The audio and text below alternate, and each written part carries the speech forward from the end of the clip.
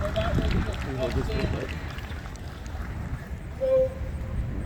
if I get a little bit rattled, please forgive me. You know, this is the first time I'm actually talking in public like this. But, you know, I'm a YouTuber, and talking to a camera and a microphone's a little bit different from talking to all these people here. So please forgive me. Also, I'm going to be referring to my notes because the things that I'm going to talk about here today are a little bit too important for my faulty memory to forget. So I got to tell you, it does me a lot of good to see all you people out here using our First Amendment to defend our Second Amendment rights. You see, the first two amendments of the Constitution have a special meaning to me. As I said, I'm a YouTuber, and I run a YouTube channel called Budget Guns and Gear Reviews, where, among other things, I hold a live stream every week called The Right of the People. And I like to say that we use the first to defend the second there. Every week, I talk about Second Amendment-related politics, current events, and news, and let people know what the people who work here are trying to do to us. So, as I said, it truly gives me hope to see so many people out here using our rights to peaceably assemble. I mean, look, this is the definition of peaceable assembly here. Look at all these people carrying firearms. Has there been one shot fired today? Not one. So I think it's great that we're using our rights to peaceably assemble, to speak freely, to petition for redress of our grievances, just like the First Amendment says that we can. And it's great. Too many gun owners seem to think that someone else will take care of it. Someone else will keep the gun prohibition lobby from trampling all over our rights. Someone else will call lawmakers. Someone else will write letters, send emails, and sign petitions. Far too many gun owners are complacent and are content to rely on someone else, but not you. Nope, you're out here making sure that your voice is heard. You're out here with us using the first to defend the second. But let me ask you, is that all that we're doing? We're gathered here to let our legislators know about Governor DeWine's proposed safety protection order scheme, which, when you think about it, is nothing more than a red flag law by another name. I mean, if you call a turd a rose, it still stinks, doesn't it? Anyhow, the red flag laws violate more than the Second Amendment, which, as I'm sure all of you know, says, a well-regulated militia, being necessary to the security of a free state, the right of the people to keep and bear arms shall not be infringed.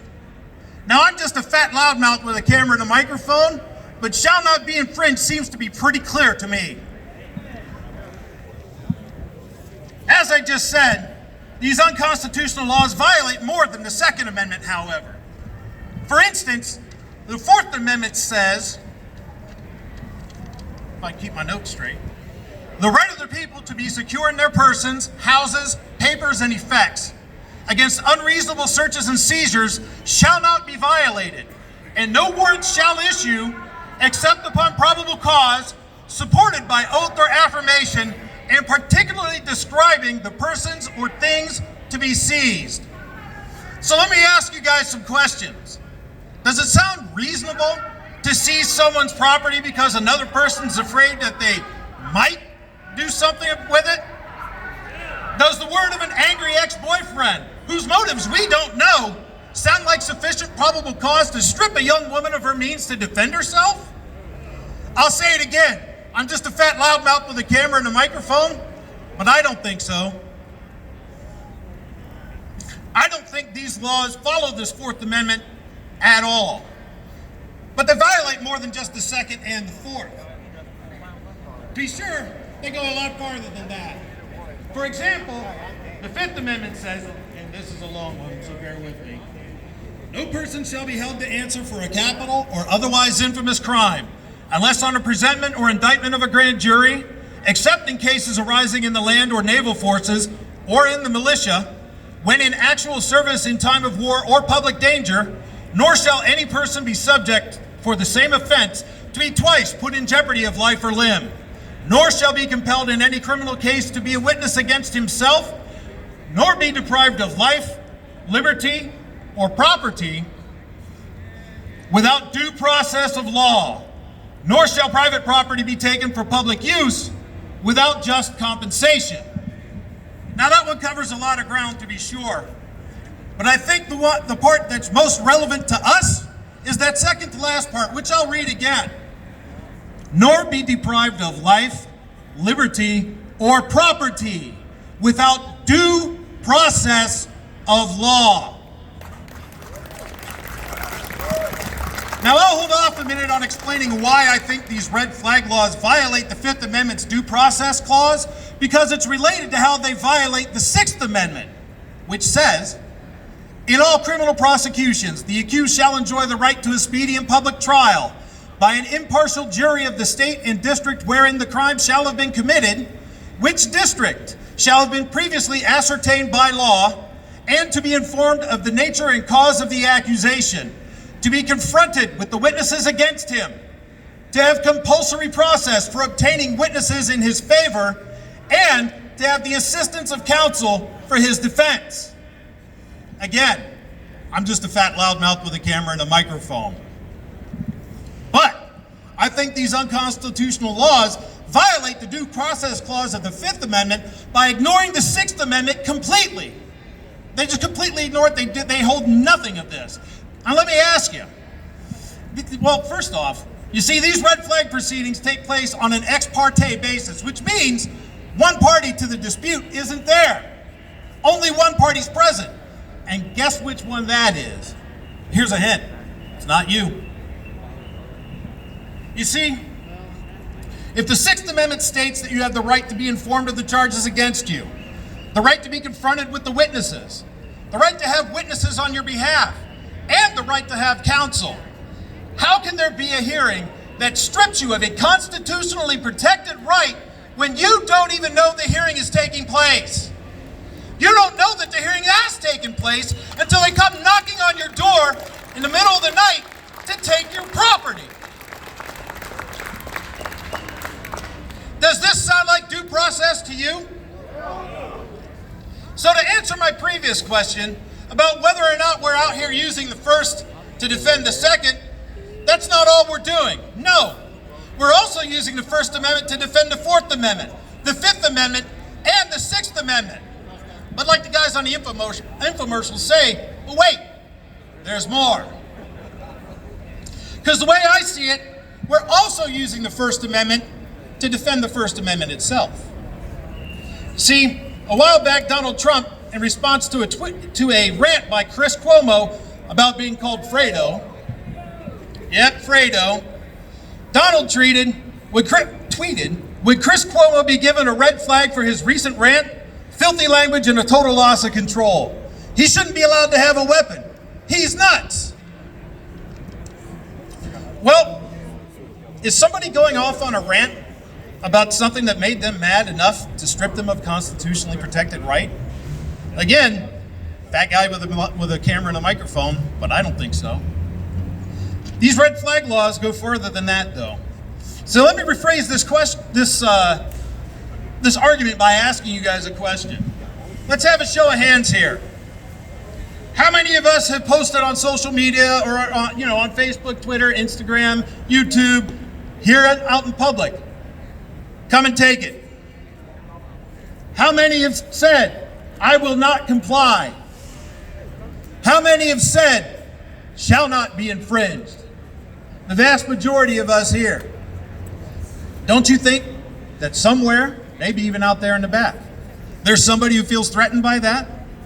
Don't you think that there might be somebody who could red flag you for that? Well, I suspect that in some places, some of us speaking here today would get red flagged just because of what we're saying. And if you think that's far-fetched, let me ask you another question. Did you guys hear about the former Marine who was red flagged in Oregon for something he said at a rally just like this? According to Fox News, Shane Cofield said at a protest that he would slaughter Antifa members in self-defense if attacked. Recently, he had his 5 weapons confiscated by the FBI, according to reports. He was not charged with any crime.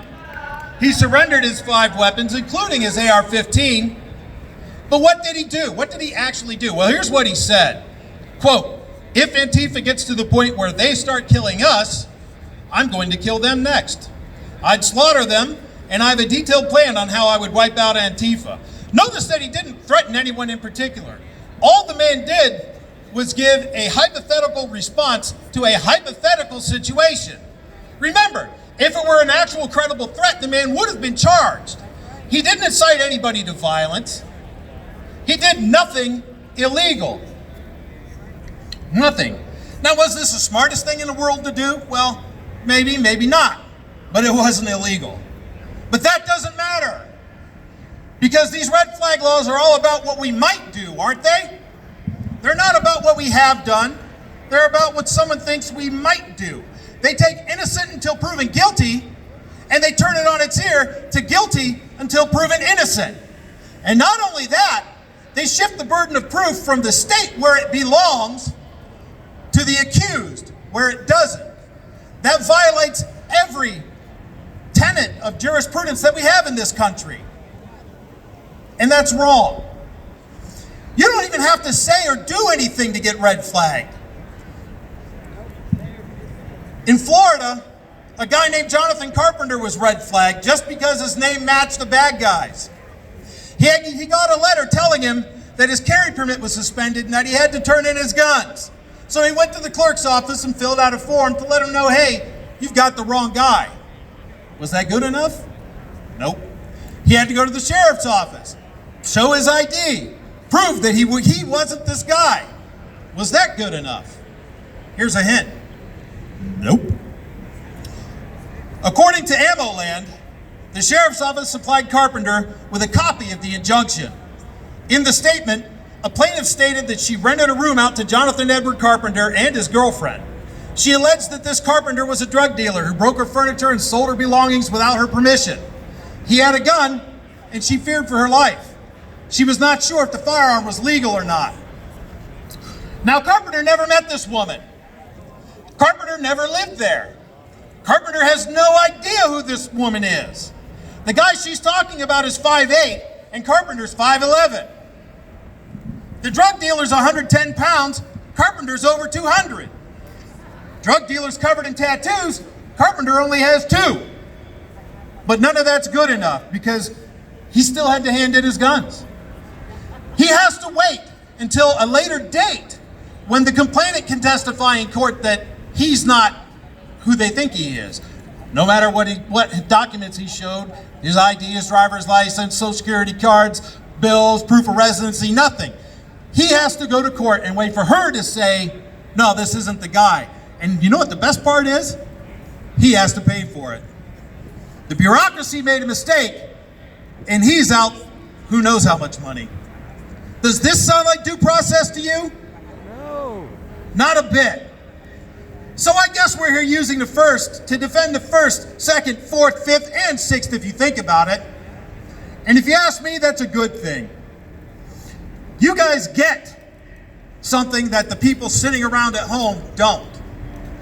You understand that sitting around while somebody else fights for your rights is no longer going to cut it.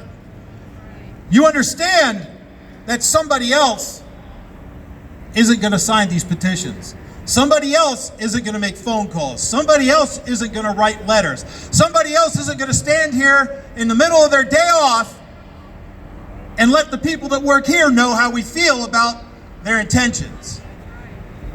But more importantly, you understand something that's far more powerful. You are somebody else. It's up to you. Just as the courts have said that it's up to you to defend yourself because law enforcement has no obligation to defend you, it's up to you to defend your rights because nobody else is going to do it for you. So in closing, I'm going to encourage you guys to keep being somebody else. And I'm going to end this the way I end every live stream. In these dangerous times, let the people that work here know what you think about these red flag laws. Send us snail mail, email, carrier pigeon, smoke signal, semaphore, heliograph, telephone, telegraph, bicycle messengers, anything you have to do to let them know what you think, and never, ever, ever give up the fight.